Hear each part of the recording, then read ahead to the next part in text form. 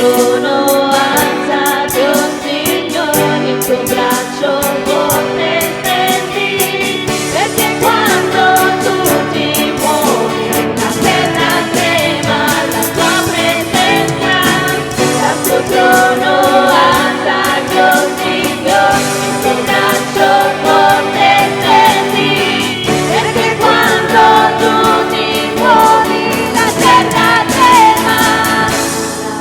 La tua maestà voglio vedere, il trono tuo davanti a me. La tua maestà voglio vedere, il trono tuo davanti agli occhi miei. Tu mi hai cambiato, mi hai trasformato, mi hai liberato, mi hai rinnovato, ogni cosa nuova hai fatto dentro me. Tu mi hai cambiato, mi hai trasformato, mi hai liberato, mi hai rinnovato, ogni cosa nuova hai fatto dentro me. La tua maestà non è solo in me, la gloria tua posso vedere, la tua maestà adesso in me, la gloria tua posso vedere, posso vedere, posso vedere,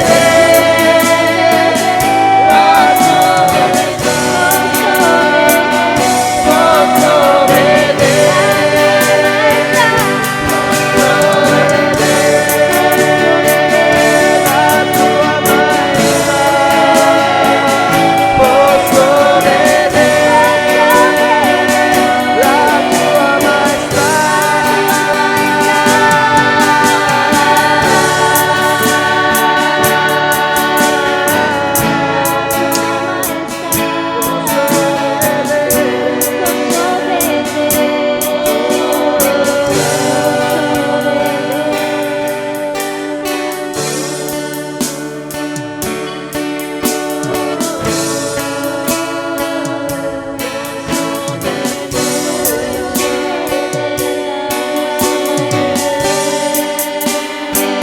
posso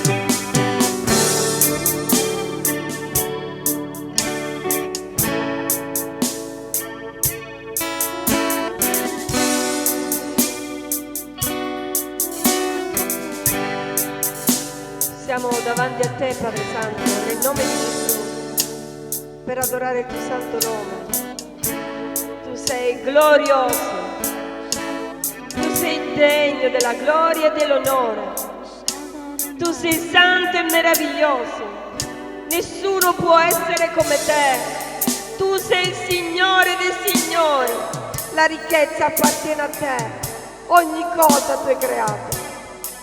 Ogni cosa tu hai creato per il nostro gaudio, per il nostro beneficio, per la nostra salvezza. Perché tu sei Padre d'amore. Amen. Padre d'amore. Alleluia. Tu hai messo il mondo a nostra disposizione e noi lo abbiamo inquinato, lo abbiamo deturpato. Abbiamo creato il caos e poi colpevolizziamo te. Ma tu sei Padre d'amore. Tu hai creato per amore e per amore ancora noi viviamo e per amore ancora il mondo sussiste. Ma ti sei sdegnato del nostro comportamento e ci stai piano piano avviando verso le tue vie e verso i tuoi pensieri. è verso la tua vera conoscenza, perché il popolo finora ha perito per mancanza di conoscenza, ha preferito percorrere le proprie vie, ha preferito filosofare, ha preferito ragionare con i propri pensieri distaccati da te, pensieri distanti da te, pensieri del mondo. Ma tu, Padre, sei amore, amore compassionevole, e non finisci mai di tendere la tua mano per soccorrerci, per aiutarci, per raddrizzare le nostre vie, per colmare le nostre vallate, perché tu non vuoi avere una mano corta. E io ti voglio ringraziare, Signore, per questo amore. Alleluia, grazie Padre. Io ti voglio ringraziare per questo tuo grande amore. Grazie Padre.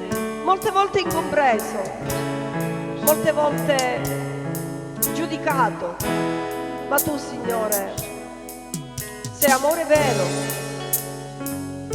e tu hai dato te stesso per noi, hai dato te stesso, hai permesso che il mondo ti sputasse, ti schiaffeggiasse, ti deridesse, ma solo per amore l'hai permesso, solo per amore, perché in cambio ci sarebbe stata la tua salvezza, la tua risoluzione, la tua risposta, la tua gloria. Tu sei degno, Signore, degno dell'onore e degno della gloria. Amen. Alleluia, amen. Amen. Grazie Gesù. Amen. Sia gloria al Signore. Alleluia. Diamo gloria, ringraziamolo con tutto il cuore per i grandi benefici che durante il corso della vita Lui ha fatto per il suo popolo, per chi confida in Lui, per chi grida a Lui.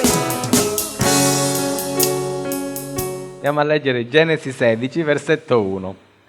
Ora Sarai, moglie di Abramo, non gli aveva dato alcun figlio. Ella aveva una serva egiziana di nome Agar.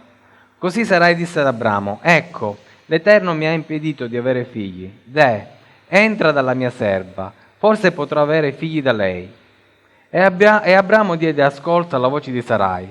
Sarai dunque, moglie di Abramo, dopo che Abramo aveva dimorato 10 anni nel paese di Canaan, prese la sua serva Agar, l'egiziana, e la diede in moglie ad Abramo suo marito. Ed egli entrò da Agar, che rimase incinta. Ma quando si accorse di essere incinta, guardò la sua padrona con disprezzo. Allora Sarai disse ad Abramo: la responsabilità per l'offesa fatta mi ricada su di te. Sono stata io a darti nelle braccia della mia serva, ma da quando si è accorta di essere incinta mi guarda con disprezzo. L'Eterno giudichi fra me e te. Abramo rispose a Sarai: ecco, la tua serva è in tuo potere, fa di lei ciò che ti pare. Sarai allora la trattò duramente ed ella fuggì dalla sua presenza. Or l'angelo dell'Eterno la trovò presso una sorgente d'acqua nel deserto, presso la sorgente sulla strada di Shur, e le disse: Agar, serva di Sarai, da dove vieni e dove vai? Ella rispose: me ne fuggo alla presenza della mia padrona. Allora l'angelo dell'Eterno disse: torna dalla tua padrona e sottomettiti alla sua autorità. Poi l'angelo dell'Eterno aggiunse: io moltiplicherò grandemente la tua discendenza, tanto che non la si potrà contare a motivo del suo gran numero. L'angelo dell'Eterno disse ancora: ecco, tu sei incinta e partorirai un figlio e lo chiamerai Ismaele, perché l'Eterno ha dato ascolto alla tua afflizione. Egli sarà tra gli uomini come un asino selvatico. La sua mano sarà contro tutti e la mano di tutti contro di lui, e abiterà nella presenza di tutti i suoi fratelli. Allora Agar chiamò il nome dell'Eterno che le aveva parlato: tu sei El Roi. Perché disse: ho veramente io veduto colui che mi vede? Perciò quel pozzo fu chiamato il pozzo di Lahai Roi. Amen. Vi potete sedere. Alleluia. Allora, la storia di Sara, la sappiamo tutti. Dovete sapere che in questo episodio Sara non si chiamava ancora Sara, si chiamava Sarai. E Abramo non si chiamava ancora Abramo, ma si chiamava ancora Abram, perché c'era una differenza di nomi. Allora, iniziamo dalla storia e cerchiamo di capire quello che il Signore ci vuole dire oggi, perché la storia di Agar ci vuole dire tanto e ci dirà tanto. La prima cosa che noi vediamo è Sara. Sara aveva ricevuto una promessa da parte di Dio con Abramo 10 anni prima. In questa occasione, 10 anni prima, quindi abbiamo detto l'altra volta, a 75 anni, Abramo aveva ricevuto questa promessa. Naturalmente la promessa non era solo per Abramo, ma era anche per la moglie. Sono passati 10 anni, quindi Abramo aveva 85 anni e Sara vide che ancora figli non ne venivano. Quindi in cuor suo ha pensato, forse devo dare una mano di aiuto a Dio. Quante volte pensiamo noi di dare una mano d'aiuto a Dio? Come se Dio avesse bisogno di aiuto. Sappiamo che Dio ha fatto una promessa nella nostra vita, sappiamo che Dio si vuole servire di noi nel momento opportuno che Lui ritiene il migliore delle occasioni, ma qualche volta noi vogliamo spingere la mano di Dio e fare le cose non a modo nostro, non voglio dire questo, ma cercare una soluzione per interpretare quello che Dio vuole nella nostra vita e far sì che nell'interpretazione noi possiamo dare quello che serve per stimolare un pochino la mano di Dio, come se dipendesse da noi. Ora dovete sapere che questo pensiero di Sara si è sviluppato appunto in qualcosa che era lecito, non è che non era lecito. Sara aveva una serva e quella serva era di sua proprietà e poteva fare qualsiasi cosa, pure darle moglie ad Abramo. Non ha fatto una cosa fuori dal mondo, all'epoca era una cosa lecita ed era una cosa che ha fatto perché in cuor suo pensava che quello poteva essere un passo di fede, però le è costata cara.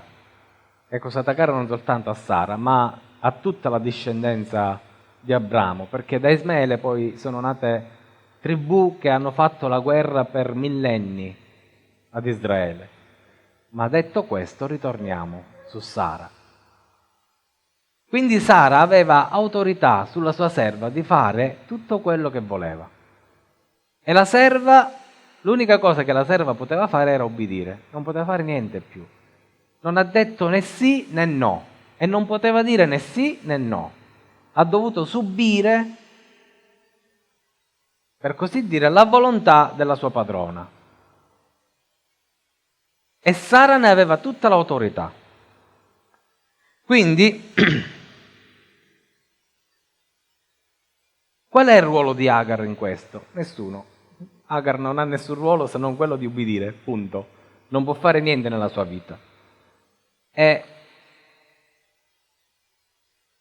mentre Dio ci dà la possibilità di scegliere ancora, Agar e Sara sono due facce della stessa medaglia, perché anche Sara doveva ubbidire ciecamente a Dio senza mettere lo zampino. Ci siete? Agar ha obbedito alla sua serva, Agar ha obbedito a Sara, ma Sara non ha obbedito a Dio. Siete? La volontà, quello che ha fatto Agar è stato lecito, va bene, ha obbedito. Ma quello che ha fatto Sara è uscito fuori dall'obbedienza di Dio.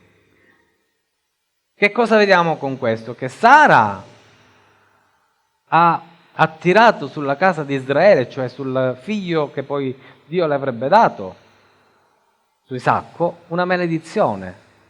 In seguito Ismaele sarebbe diventato un nemico acerrimo.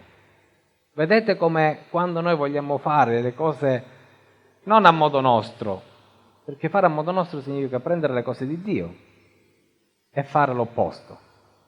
Qua è invece un'interpretazione che Sara ha voluto dare alla parola di Dio, alla promessa di Dio.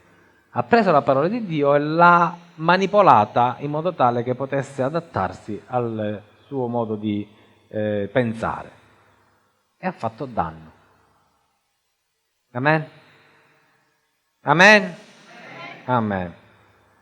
Quindi Agar è colei che subisce. In realtà non subisce né un danno né... La Agar è l'unica praticamente che, ora vedremo, riceverà benedizione. Perché ha obbedito. Solo perché ha obbedito. Quindi, che succede? Che arrivato a un certo punto, versetto 4, ed egli entrò da Agar che rimase incinta. Ma quando si accorse di essere incinta, guardò la sua padrona con disprezzo. Che succede? Allora, mentre Sara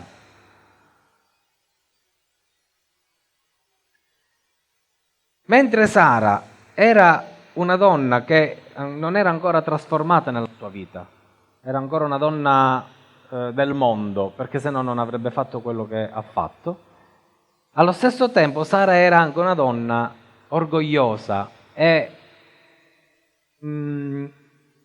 dura. Cioè lei era gelosa, aveva tutti i difetti di questo mondo, non era una persona normale, perché il fatto di non poter avere avuto figli l'ha resa una donna amara, acida, ecco. Questo dolore l'ha portata a fare cose che non doveva fare. Agar, al contrario, quando è rimasta incinta, è diventata come la sua padrona, ma per un altro motivo. Che era incinta. Perché?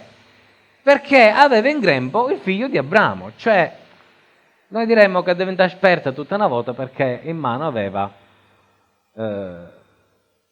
il figlio del suo padrone. Sara non aveva niente, se non l'amore del suo padrone.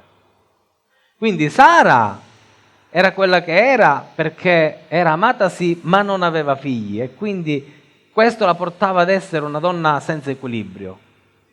Ma anche Agar era una donna senza equilibrio, perché era serva, ma nello stesso tempo aveva in grembo il figlio del suo padrone. Quindi sia Agar che Sara entrano in conflitto, ed entrano in un conflitto forte, potente.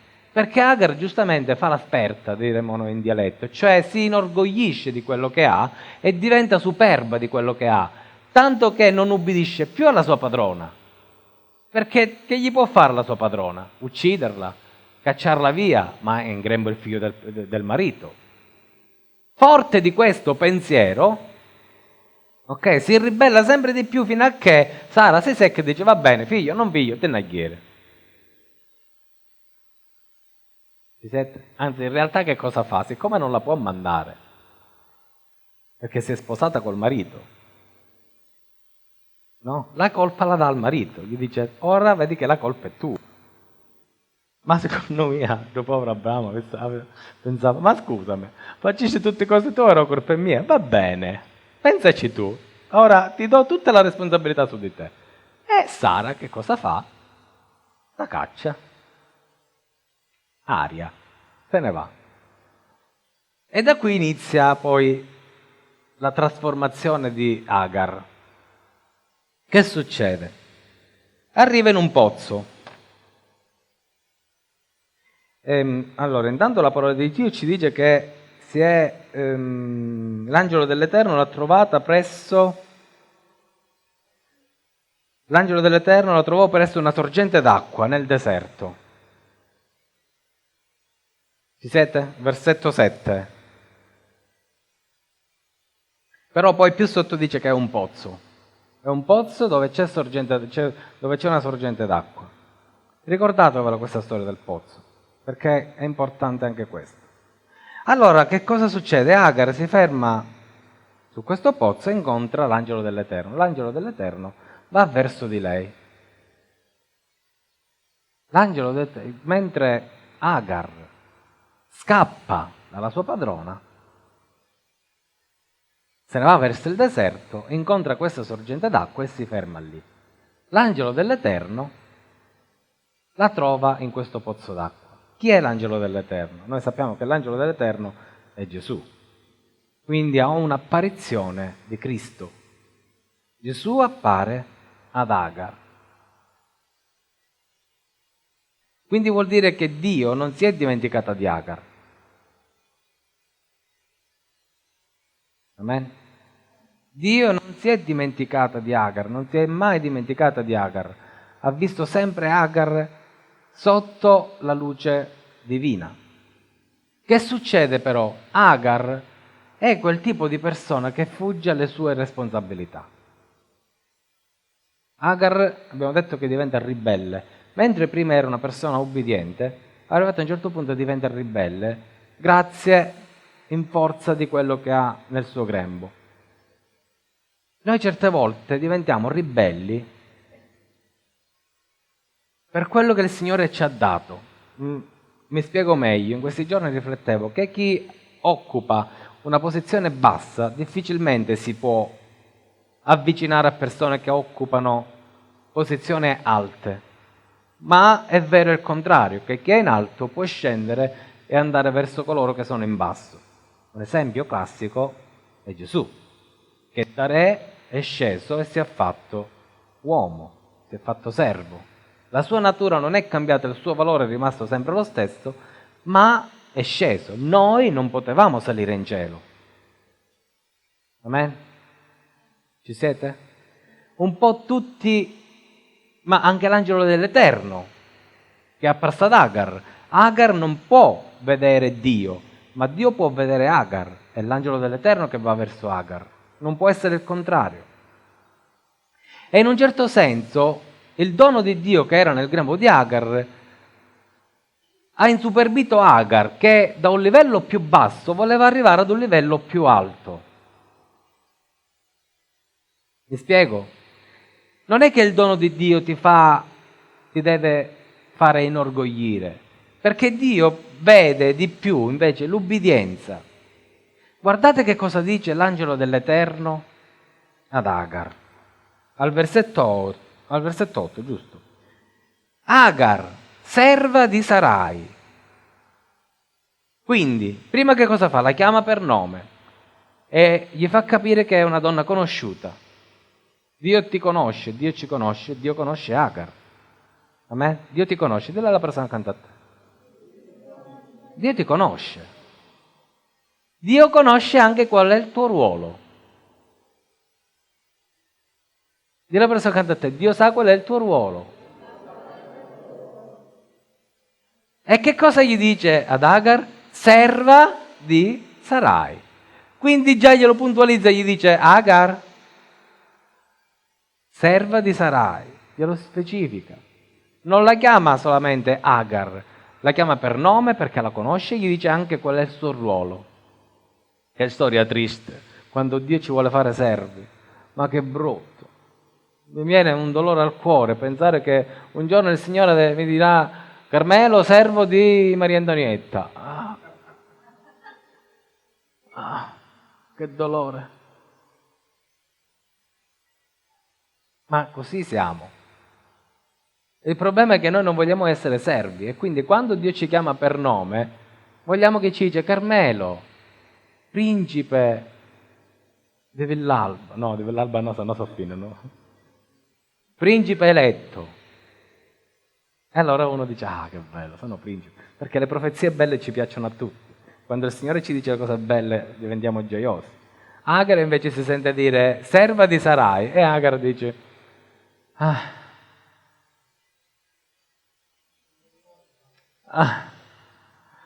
diventa, io sarei diventato con la faccia gialla.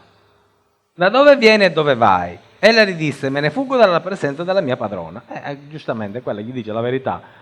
Dice, me ne sto andando, la mia padrona è cattiva, anche lei riconosce qual è il suo ruolo, ma non gli piace. Un'altra persona nella Bibbia ha fatto una cosa che non gli piaceva. Vediamo se ci ricordiamo chi è. Chi può essere? Giona. Giona è fuggito dal comandamento di Dio, o meglio, Giona è fuggito dalle sue responsabilità perché lui era profeta. Non è che uno che il Signore ha preso così dall'oggi al domani e ci disse vai a Ninive. No, era profeta di Dio, quindi tu hai una responsabilità, tu sei il servo dell'Eterno, devi fare quello che l'Eterno ti dice. E che fa? Fugge. Agar fugge dalle sue responsabilità, non accetta quello che è e non gli piace neanche la condizione che vive con Sara e non gli piace neanche la circostanza. Quanti siamo così ogni tanto, o spesso, che non ci piace quello che dobbiamo fare? Che non ci piacciono le circostanze, non ci piace combattere con la gente, tra virgolette, in italiano andare appresso alle persone, non ci piace fare cose che gli altri invece vogliono che noi facciamo per forza perché rientra nel nostro ruolo, nella nostra responsabilità. Agar era una serva ed era inutile, quello era il suo ruolo. Lei però lo rifiutava, ma Dio gli ha detto bello chiaro: Sara, Agar, tornatene dalla tua padrona e sottomettiti.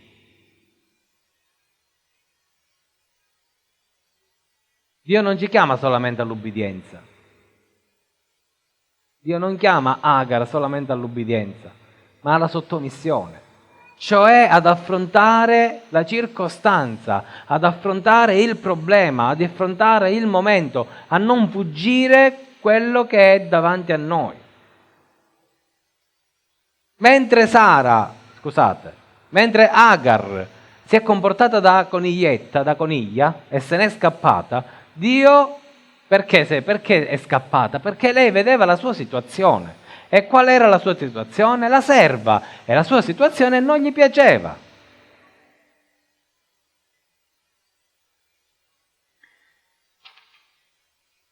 Allora, quindi gli dice sottomettiti alla tua padrona. Non possiamo fuggire. Noi dobbiamo affrontare quello che c'è davanti a noi. Noi dobbiamo non dico sopportare, perché sopportare secondo me non è. Gesù non ha sopportato la croce per noi, Gesù l'ha affrontata la croce per noi. Sapeva quello che c'era e l'ha affrontata. È andata in battaglia, è morto ma è risorto. Amen. Quindi non è sopportare, la sopportazione è portare un peso che prima o poi ci schiaccerà. Combattere invece è o muoio o vivo, devo andare avanti. Dio invita Agar ad andare e a sottomettersi, punto. Però c'è il risvolto positivo, non pensate che finisce così. Ok? Perché è ovvio che Agar, per ritornare dalla sua padrona, aveva bisogno di un cuore nuovo. Non ci poteva andare col cuore che aveva prima, ma doveva avere un cuore trasformato. Ecco perché gli appare l'angelo dell'Eterno, perché Gesù in quell'occasione gli deve togliere il cuore che aveva per dargliene uno nuovo. Deve togliere la mentalità che aveva per dargli una nuova mentalità. Amen?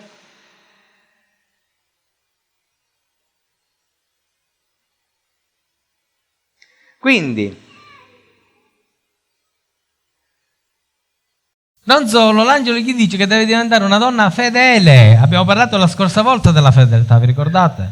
Fedele. Tu gli ho detto ad Agar, tu devi diventare fedele, devi ubbidire e sottometterti alla tua padrona. Ubbidienza e sottomissione, l'angelo dell'Eterno intende fedeltà. Costi quel che costi. Io ho preso accanto a te, fedele! Amen. Quindi, il premio qual è? Che l'angelo dell'Eterno gli dice che suo figlio sarà un grande uomo. Che in un altro brano, sempre in Genesi, ci dice che sarebbe stato principe e da lui sarebbero discese altre 12 tribù. E che in quanto figlio di Abramo, anche lui riceve la promessa di diventare una grande nazione. Quindi Agar si sottomette sapendo che Dio ha fatto una promessa sul figlio. Però vedete, anche là non è facile sottomettersi anche se c'è una promessa. Perché ricevere una promessa sul momento è bella, ma ricevere una promessa che tu non vedrai, no, io devo sopportare qualcosa di una promessa che non vedrò, non è neanche semplice. Come vi ho detto poco fa, il cuore di questa donna deve cambiare. Perché se non cambia il suo cuore, non cambia neanche la sua situazione. E allora, versetto 13 dice: allora Agar chiamò il nome dell'Eterno che le aveva parlata, tu sei El Roi, che tradotto in italiano significa tu sei il Dio che vede. Amen? Dio ha preso accanto a te, Dio vede. Quindi Roi, El Roi, Dio vede. O il Dio che vede nel caso specifico. Perché disse: ho veramente io veduto colui che mi vede.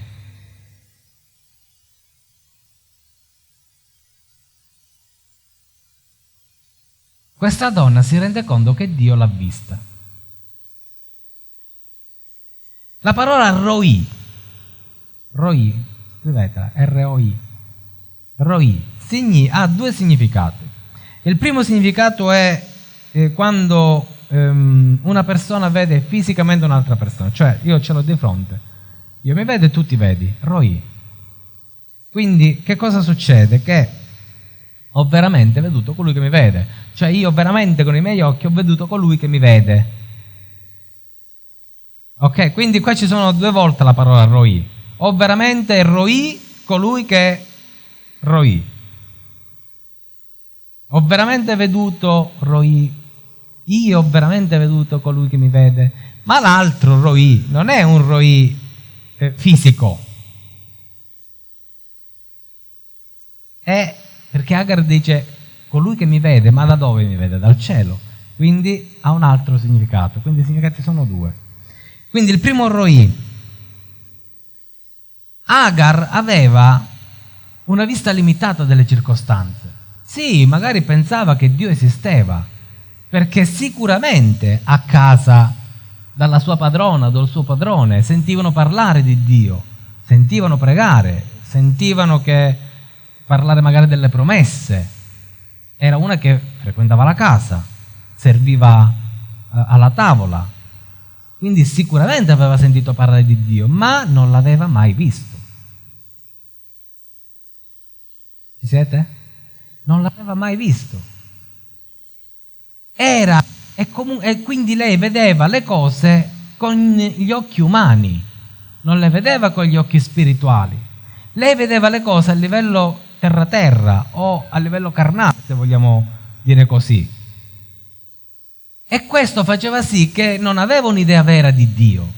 Questo Roi significa che lei ora vede le cose in maniera diversa, cioè ha fisicamente visto Dio. Quindi tutto quello che è intorno a lei cambia prospettiva. Mi spiego? Tutto quello che è attorno a lei prende un altro significato perché lei ha visto colui che vede tutto. E già inizia Dio a lavorare il suo cuore. Ma non ha detto chissà grandi cose quest'angelo dell'Eterno, ma il fatto solo di presentarsi alla sua presenza e di fargli vedere che c'è una realtà diversa da quella che lei credeva, questo fa sì che lei inizi a vedere le cose diversamente. Amen. I suoi occhi spirituali si aprono perché vede una cosa spirituale. L'angelo dell'Eterno è una cosa spirituale, eppure la vede come se fosse fisica. Questo fa sì che tutte le circostanze cambiano prospettiva. Lei non vede più le cose secondo l'orgoglio e l'arroganza, non vede più le cose secondo quello che lei porta in grembo, ora vede le cose secondo Dio. Non solo, succede anche un'altra cosa nel suo cuore. Lei dice colui che mi vede. Anche la prospettiva di se stessa cambia. Perché ora si rende conto di essere guardata. Veramente si rende conto di essere guardata. Cioè lei si rende conto che Dio la guarda e quindi che succede? Che se sbaglia ci tira un fulmine? No. Perché il secondo significato di Roi significa vedere sì, ma vedere con dignità.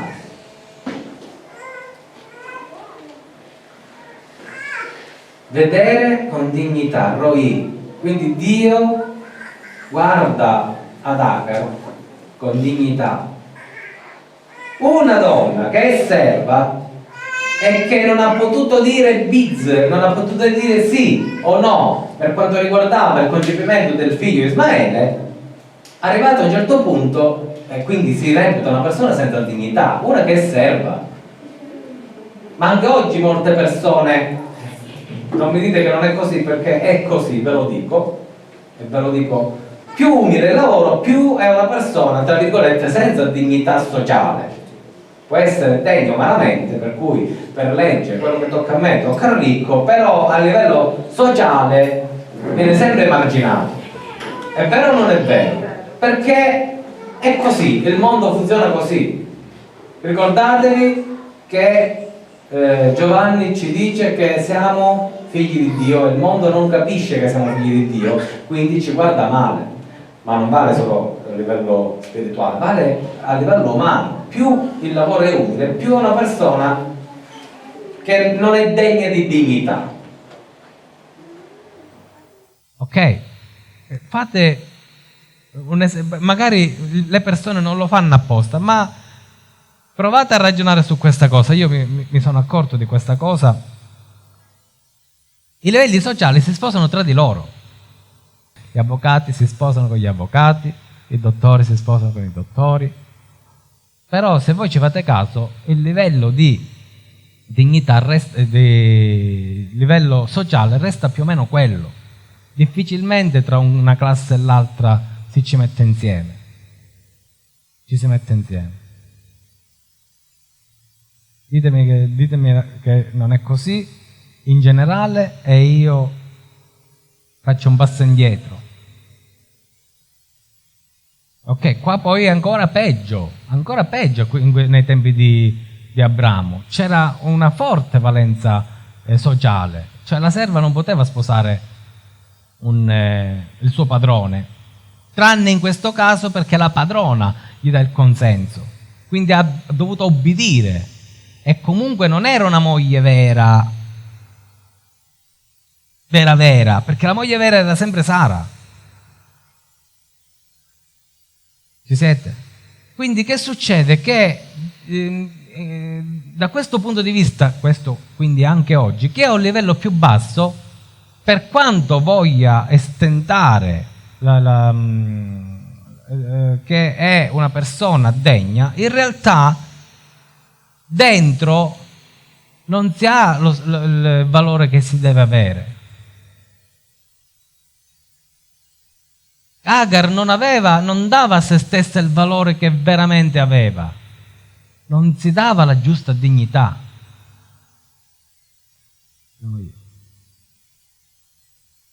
Capite che cosa vi voglio dire? Agar guardava a se stessa, ma non come una persona degna, ma come una persona che indegna, che doveva obbedire. Allora l'angelo la vede, Roi. Lei stessa dice: Dio, ho veramente visto colui che mi vede. Questo secondo mi vede è perché lei dice che Dio la sta guardando con dignità. Come vi ho detto poco fa, è il maggiore che va verso il minore, al contrario non può essere. E quando il maggiore viene verso il minore, ok, chi sta sotto si riempie, riceve, viene toccato, perché qualcuno che è veramente degno, perché è Dio, lei dice che è Dio l'ha visitata, Dio è sceso davanti a quel pozzo, Dio l'ha guardata con dignità, Dio gli ha parlato. Dio poteva parlare ad Abramo o a Sara, come era avvenuto, ma non certo ad una serva. Però la serva Agar, da questo punto di vista, si riempie, perché capisce che lei è una persona degna. Dì la persona da te: degno. Io sono una persona degna. Io sono una persona degna. Come sei tu? perché Dio ti guarda con dignità, perché Dio scende nei livelli più bassi, ma Dio rimane sempre Dio. L'altro giorno pensavo che Gesù, quando è venuto sulla terra, non ha perso il suo valore, era vero uomo, ma era anche vero Dio. Non ha perso la sua dignità. È come se voi prendeste un pezzo di 1,5 chili di oro massiccio, no? E lo buttaste in mezzo al letame. Si sporca, si copre, non si vede più. Ma se io vi dicessi, ragazzi, là in mezzo c'è 1,5 chili di oro che cambierà la vostra vita, le mani là dentro le metteremo tutte. È vero o non è vero? Perché Gesù rimane comunque sempre degno. Gesù è venuto su questa terra e noi dobbiamo cercare Lui, perché Lui è quel pezzo d'oro che ci cambia la vita. Amen.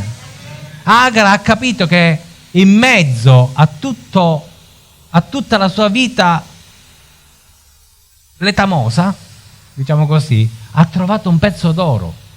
L'angelo dell'Eterno gli è andato incontro e gli ha detto: non ti preoccupare, tu sei degna, tu devi obbedire a me. Io ti sto dicendo torna dalla tua padrona, perfetto, torna dalla tua padrona perché io ti benedirò. Il cuore di Agar è cambiato. Il cuore di Agar si è trasformato perché quel pezzo di oro è entrato dentro il suo cuore. La parola dell'Eterno è entrata dentro il suo cuore, lo sguardo di Dio amorevole è entrato dentro di lei. Lei ha guardato colui che la guarda, ha visto colui che la ama. E allora se ne ritorna dalla sua padrona, sapendo che anche davanti alla sua padrona lei era degna, doveva solo obbedire perché era suo dovere obbedire, ma lei aveva capito che era una persona degna, che era una persona che poteva stare in piedi davanti alla sua padrona, poteva stare in piedi davanti a qualsiasi altra persona fosse stata lì presente, era una persona degna, sapeva di essere amata perché Dio l'aveva trovata vicino ad un pozzo d'acqua. E noi sappiamo che quando si parla di acqua, un pozzo d'acqua, che succede? Che noi scappiamo, ma il nostro fuggire ha un problema. Noi quando fuggiamo verso la morte, non fuggiamo mai verso la vita. Perché quando noi fuggiamo da Dio, sicuramente non fuggiamo verso la vita. Amen. Lo stesso Giona, che è fuggito dall'ubbidire a Dio, è andato incontro alla morte. La nave che stava per affondare, dopodiché si sono accorti che la colpa era sua, l'hanno presa, l'hanno buttata in acqua. Poteva morire.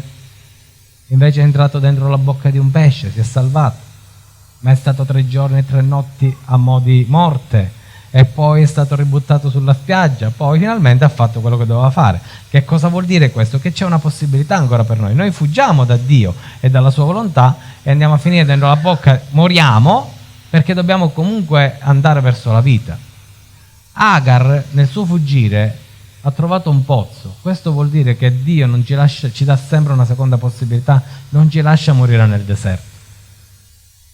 Perché Agar è andata verso la direzione giusta dove c'era l'angelo che gli aveva preparato una sorgente d'acqua. Ma fosse per noi, quando fuggiamo dalla presenza di Dio, fuggiamo sempre verso il deserto. E fuggire verso il deserto in questo caso vuol dire fuggire verso la morte. Amen. La sorgente d'acqua rappresenta la vita per noi, una seconda possibilità. Sapete qual era l'altra donna che ad un pozzo è stata trasformata la vita? La Samaritana. Se voi leggete la storia della Samaritana e la storia di Agar, sono precise. Perché chi incontra la Samaritana al pozzo? Incontra Gesù. Gesù le dà dignità.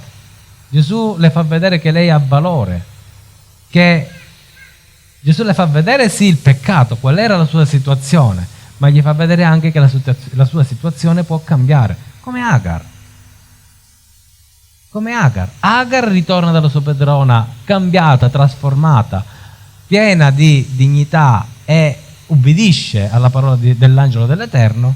La Samaritana, trasformata, cambiata, toccata, se ne va in Samaria,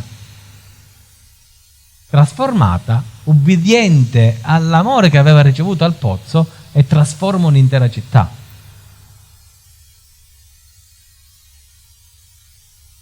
Quindi Gesù ci invita a trovare il giusto equilibrio nella nostra vita. Noi dobbiamo sapere che siamo quello che siamo imprenditori, siamo sportivi, siamo cantanti, siamo pastori di pecorelle, siamo baristi, quello che siamo, abbiamo sempre dignità alla presenza di Dio. Quando noi troviamo la dignità che Dio vede in noi, cioè quando noi capiamo che Dio ci guarda con uno sguardo che non è quello con cui ci guarda il mondo, allora noi sappiamo qual è la nostra posizione e la accettiamo perché sappiamo che in quella posizione Dio si vuole servire di noi. Quando noi ci ribelliamo alla volontà di Dio andiamo sicuramente verso la morte, ma quando noi accettiamo la volontà di Dio, ma non solo come comando, perché obbedire a un comando ci fa solo inasprire, come all'inizio abbiamo detto, Sara comandava e Agar obbediva, ma in questo ubbidire, in questo vantaggio che aveva Sara, in questo vantaggio che aveva Agar perché era incinta, si è creato un conflitto perché l'ubbidienza non andava più bene. L'ubbidienza, quando noi ubbidiamo senza cuore, noi facciamo solo danno. Ciò nonostante, noi dobbiamo ubbidire, ma guardando a chi è che ci dice di ubbidire.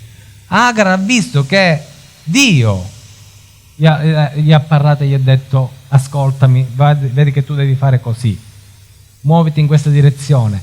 Però non l'ha lasciata arida dentro, l'ha riempita e gli ha detto: perché tu vali, a me tu servi lì in questa maniera.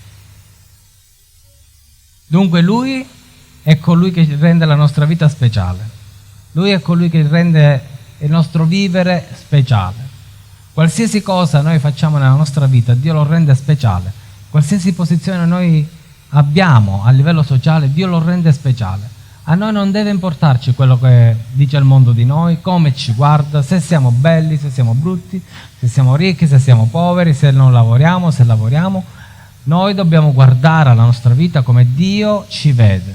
Roi, come Dio ci guarda, come Dio vede che siamo persone degne, ma non perché lo siamo veramente, perché sennò nessuno è degno in realtà, ma noi siamo degni perché Lui ci guarda. Il suo sguardo ci rende degni, il suo essere dentro di noi ci rende degni, il suo essere diventati figli di Dio ci rende degni. Quando guardiamo gli altri dobbiamo pensare agli altri come agli altri che non hanno avuto ancora la possibilità di conoscere Gesù, come persone sì che vivono di una certa dignità, ma che in realtà quella dignità non servirà a niente, è inutile. Sapete, anche Sara ha dovuto attendere altri 15 anni, perché Sara ancora doveva essere trasformata. E Sara viene trasformata molto più in là, quando Dio gli cambia il nome da Sarai a Sara. Agar ha avuto la possibilità di essere trasformata prima. Sapete perché? Perché quanto siamo più in basso, quanto è bassa la nostra condizione, quanto è bassa la nostra prova, quanto è bassa il nostro problema, più noi verremo elevati. E Agar, che era una serva, è stata elevata avendo una dignità, un popolo alle sue spalle, ha un popolo. I figli di Ismaele tutt'oggi vivono. Anzi, noi dobbiamo pregare per i figli di Ismaele affinché conoscono Gesù, affinché anche loro si convertano e diventino un'unica vera famiglia in Cristo. Ma tanto più dura è la nostra situazione e la nostra obbedienza, tanto più grande sarà la nostra elevazione. Gesù, come vi ho detto poco fa, è stato abbassato in maniera tragica, però è stato elevato in maniera meravigliosa. Giuseppe, il figlio di Giacobbe, ha subito l'umiliazione del carcere, l'umiliazione di essere buttato nel pozzo, l'umiliazione di essere accusato di adulterio. quanto più in basso lui è arrivato, tanto più in alto Dio l'ha posto. È diventato il secondo dopo il faraone. Ma tutti, anche i suoi fratelli, che sono scesi dalla terra di Canaan dove residevano, sono scesi, si sono umiliati all'Egitto, sono diventati schiavi, poi sono diventati un grande popolo. Dio li ha tratti con potenza. Tanto più dura è stata la loro sofferenza, tanto più grande è stata la loro vittoria e la loro elevazione. È l'unico popolo che ancora regge come cultura, come lingua, come pensiero, come modo di vivere. Gli altri popoli nei secoli si sono persi, i romani non esistono più. Gli dei romani sono diventati idoli, statue di arte che non vengono più adorate. Quindi non ti preoccupare, tanto più in basso arrivi, tanto più in alto il Signore ti eleverà nella misura in cui tu ubbidirai e vedrai quella situazione non come la vedi, come la vede il mondo, ma come la vede Dio. C'è un modo per elevarti, per trasformare il tuo cuore, per trasformare i tuoi pensieri. Amen. Signore, ti prego di stendere la tua mano ancora, Signore, su tutti coloro che si raccomandano alle nostre preghiere, di quelle persone che ci siamo presi cura, di quelle persone che ci prenderemo cura. Stendi la tua mano sui nostri parenti, amici, sui nostri familiari intimi, sui nostri conoscenti, sui nostri vicini di casa. Stendi la tua mano, rivela il tuo braccio, rivela la tua mano, manifestati nel tuo splendore, nella tua gloria, manifestati.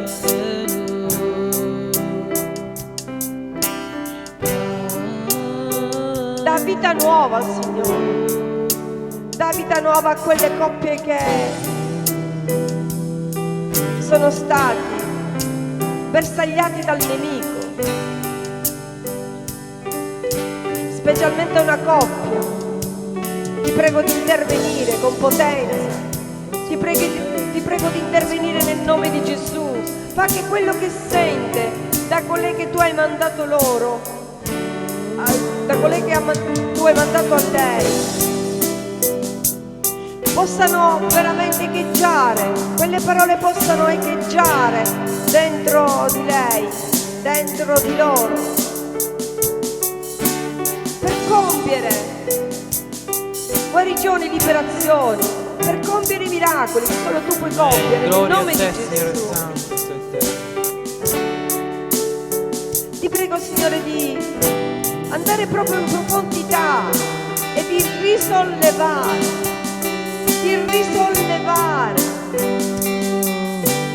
Oh Padre Santo, tu sei nostro Padre, tu sei nostro Padre e noi ti amiamo e ti ringraziamo per tutto quello che tu stai facendo. Ma ti prego di toccare ancora, Signore, quelle persone che hanno sofferto in tutto questo tempo, Signore, in quest'anno. Ti prego, Signore, di dare coraggio, consolazione, di riempire il vuoto con il tuo amore, con la tua presenza, con la tua potenza.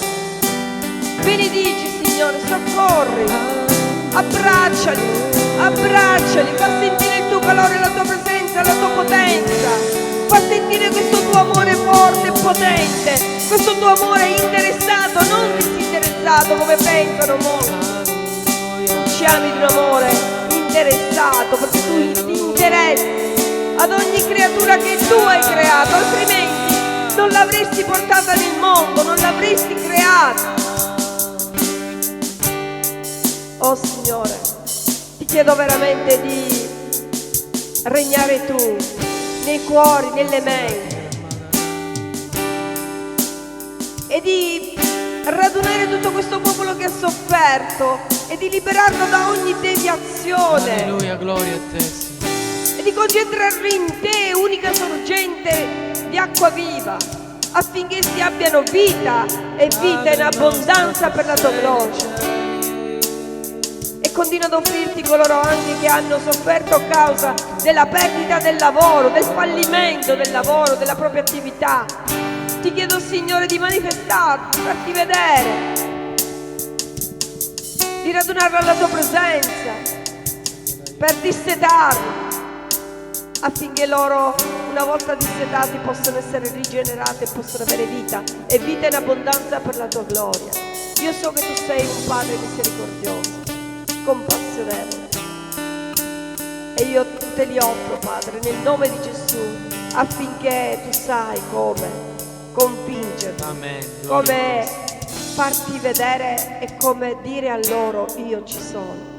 Io ci sono. Alleluia. E le mie braccia sono aperte Alleluia, per gloria a te. te, Io Signore, ci tu sono. ci sei Io sempre. sono per te. Io Alleluia, sono con gloria a te. te, Io Signore. ci sono. Ascolta questa preghiera che giunga al tuo trono, fai scendere la tua unzione su di noi.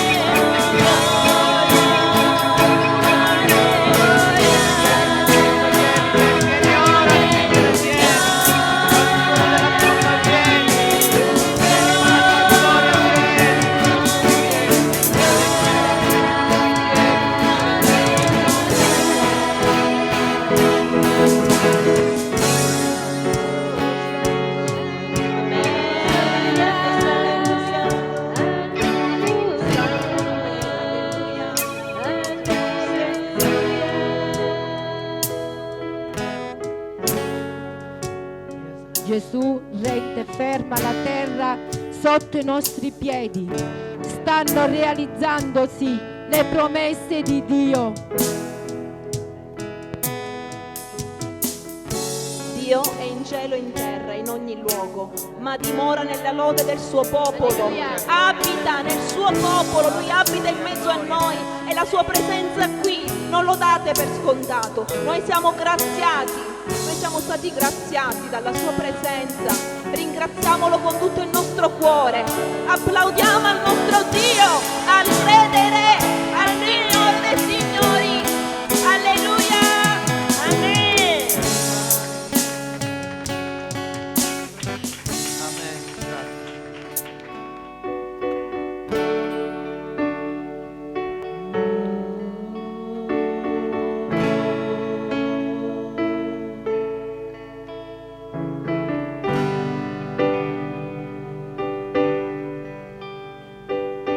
Padre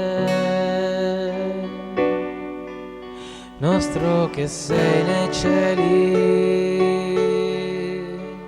santo il tuo nome, nessuno è come te. Oh Padre nostro che sei nei cieli, santo il tuo nome,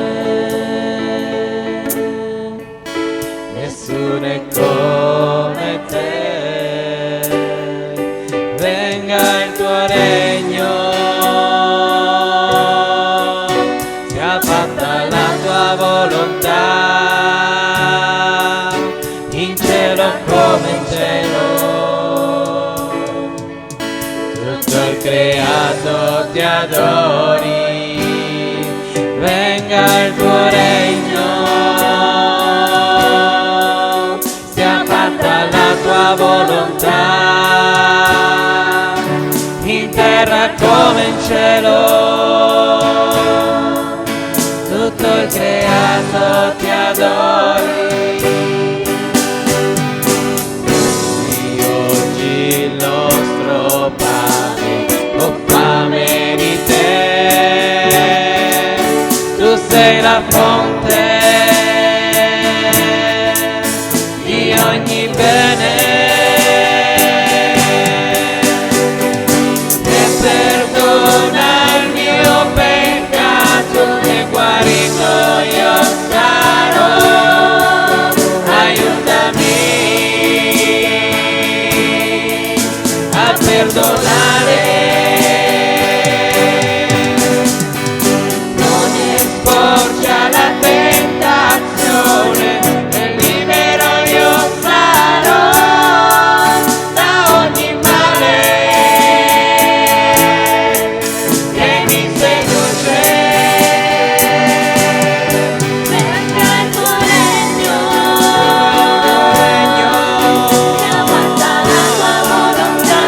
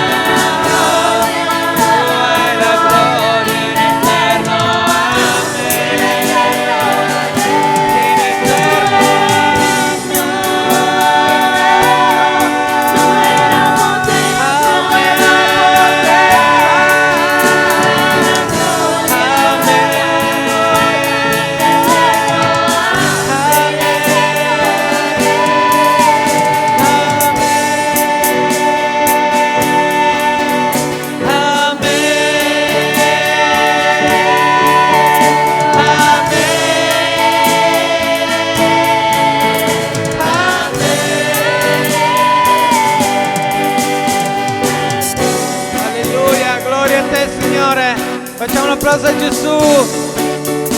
Grande sei, Signore, alleluia. Amen.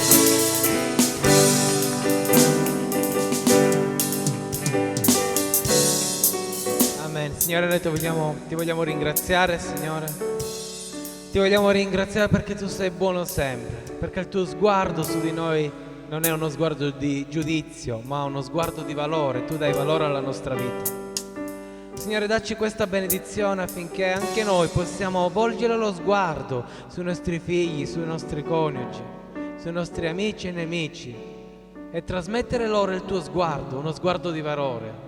Signore, benedicici in questa maniera, perché vogliamo benedire in questa maniera. Nel nome di Gesù te lo chiediamo. Amen. Alleluia. Grazie, Signore.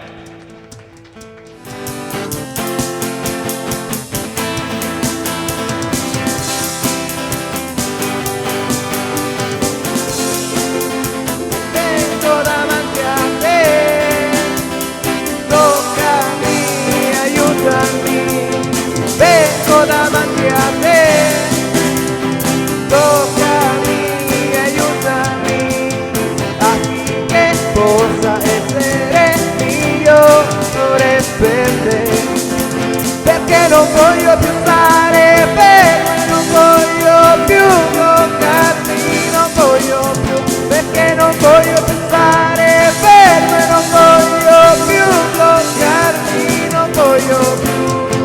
Vieni Spirito, toccami e chiamalo di me. Vieni Spirito, toccami e chiamami. Glorioso e stupendo sei, incredibile ed invincibile. Glorioso Re, stupendo sei, incredibile ed invincibile. A te va la lode, a te va l'onore, perché tu sei tutto per me. A te va la lode, va l'onore, perché tu sei tutto per me. Vieni Spirito, toccami e chiama la lode. Vieni Spirito, toccami e chiamami. Sei la mia linfa che nutre l'anima, sei ciò che di prezioso perché hai cambiato tutto in me. Voglio essere una fonte d'acqua viva, voglio essere un faro che conduce a te. Non voglio più nascondermi, ma voglio essere una fiamma che illumina.